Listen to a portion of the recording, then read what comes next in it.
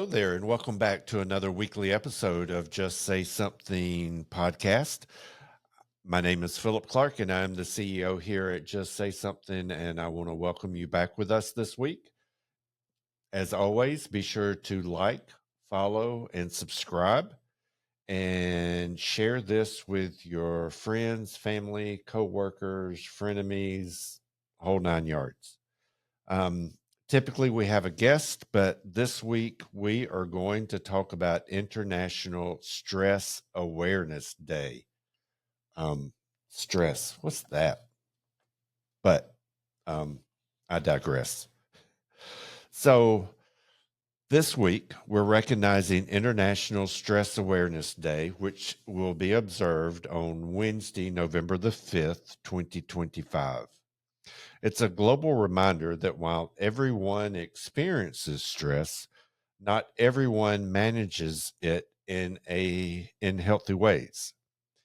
And the difference can impact our mental health, relationships, and even our decisions about substance use.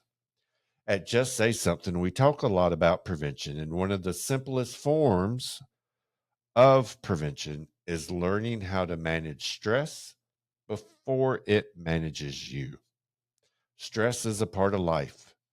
It can motivate us to meet deadlines, prepare for challenges, or solve problems. But when it becomes constant, when there's no breaks or balance, it can take a serious toll. Chronic stress affects how we think, sleep, eat, and connect with others. It can also lead people, especially our young people, to look for relief in unhealthy ways like vaping, drinking, or using other substances. That's why stress management isn't just about personal wellness, it's a prevention strategy. When people know how to cope, they're less likely to turn to harmful escapes. And stress looks different for everyone. For some, it's snapping at people or feeling on the edge. For others, it's not sleeping, it's losing focus and feeling numb. For young people, it might look like pulling away from friends, dropping grades, or constant irritability. The first step is simply recognizing it, saying, "Hmm, something's off, and I need to check in." And if you see someone struggling, ask the most powerful question you can. How are you really? Then take time to listen. Managing stress doesn't mean eliminating it, it means finding healthy ways to respond. And here are a few simple habits that can make a big difference. Move. I know my watch just told me to exercise, and I need to. Physical activity releases tension and boosts mood. Walk around the building, walk around the block, talk it out. Whether it's a friend, a counselor, or a mentor, sharing reduces the load. Breathe. Deep breathing or mindfulness slows down your body's stress response. Rest. Getting enough rest helps your brain recover and reset. Avoid quick fixes.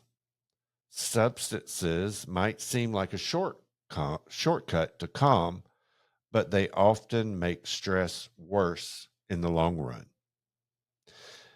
These are the same strategies we teach in our parenting programs and our recent youth summit.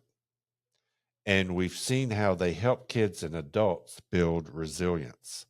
Stress management changes lives. When young people learn it's okay to talk about what's bothering them, their confidence grows. When parents model healthy coping, kids follow that example. We've heard stories from students who said learning to manage stress helped them stop vaping or open up about anxiety for the first time. That's the power of prevention. It starts with conversations, not consequences. On International Stress Awareness Day, take a moment to think about the cultures we're creating in our homes, our schools, our workplaces, and our communities. Are we encouraging people to slow down, rest, and ask for help? Or are we sending the message that being overwhelmed is just normal? Building a supportive culture doesn't cost anything, but it can change everything. It reminds people that they're not alone and that asking for help is a sign of strength, not weakness. Stress is inevitable, but suffering in silence doesn't have to be. So, on International Stress Awareness Day, November the 5th, I encourage you to take one small step. Go for a walk, check in with a friend, or take a deep breath before diving into your next task. And if you're a parent, talk with your kids about what stress feels like for them and how to handle it in a healthy way. Because every open conversation helps build stronger, more resilient families and communities. If you would like to learn more about our prevention programs or how we support youth and families, be sure to go to our website of justsaysomethingsc.org. Again, I'm Philip Clark, CEO here at Just Say Something. Thank you for being here. Thank you for listening. Thank you for liking this, and thank you for sharing and subscribing.